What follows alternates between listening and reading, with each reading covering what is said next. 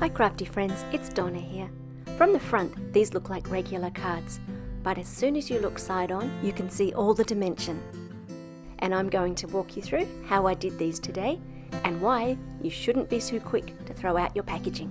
Anyway, welcome. I'm Donna. You can find me as Donna is Playing Paper all over the internet, except on Instagram where I'm DonnaDoll74. Let's have a look at these beautiful butterflies. These are the rainbow butterflies embossed die cuts from Paper Rose Studio, and they're part of a big range of gorgeous rainbow products that they've put out this month. I hope my camera is catching the beautiful gloss on these butterflies. I'm going to choose a couple of these butterflies for today's cards, starting with one that has a fairly simple outline, and I'm popping that out and choosing some fairly stiff background papers that match with the colours. I'm also going to just neaten up that edge with my scissors. Today I'm using some Shimmer cardstock. I've got a couple of packs with different colours in it, Blooming Blossoms and also Stormy Seas. These Shimmer papers are also available in individual colour packs. Here's where we're going to use the outline background piece that perhaps would normally get thrown away. What I'm going to do is to carefully trace around the outline onto my background paper.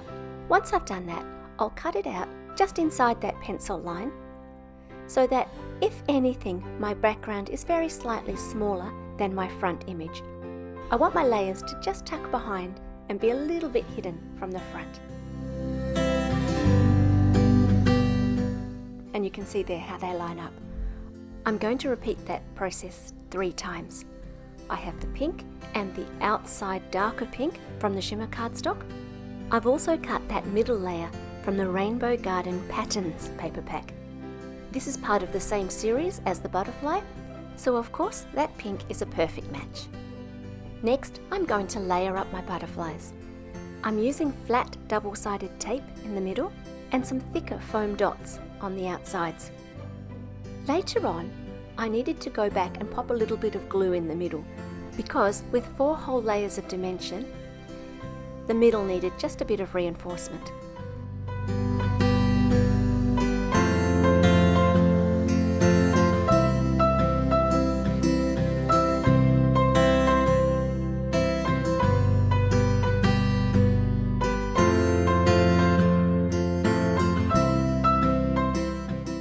I've just trimmed up the outsides of that butterfly, and once I have all of my layers together, I'm giving it a good squeeze in the middle just to make sure that it stays put. I did exactly the same process with a few other butterflies. For the big blue butterfly, I chose papers from the Stormy Seas pack, and then for this little butterfly, I used only 2 layers and I didn't use the foam squares. I'm just going to fold that up to create the dimension.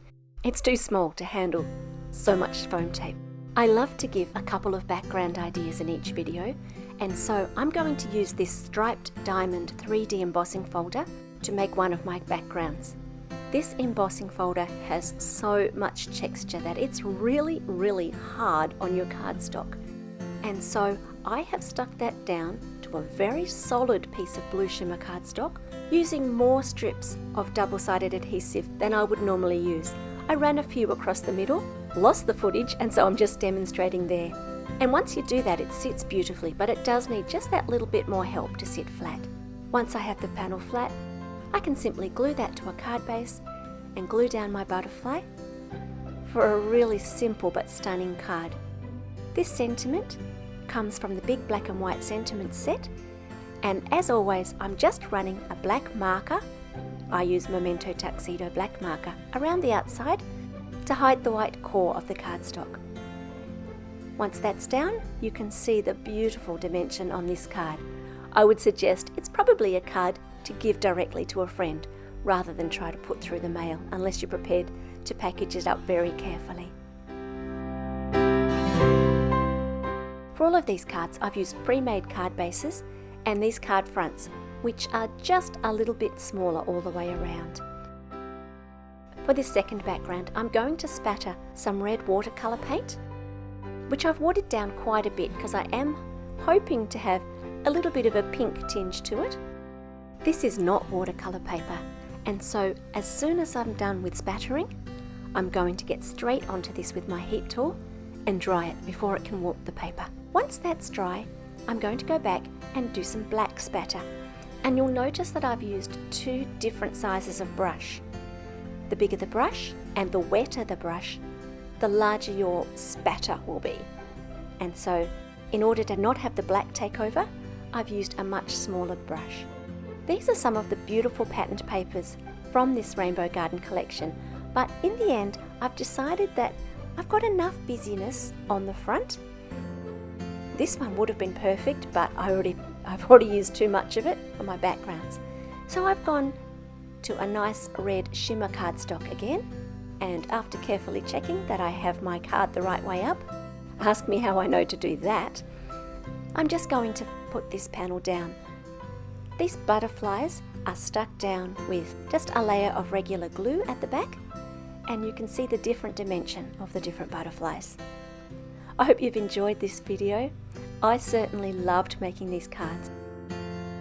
Feel free to like and subscribe, and I'm going to be back just as soon as I can with some more cards for you. Bye for now.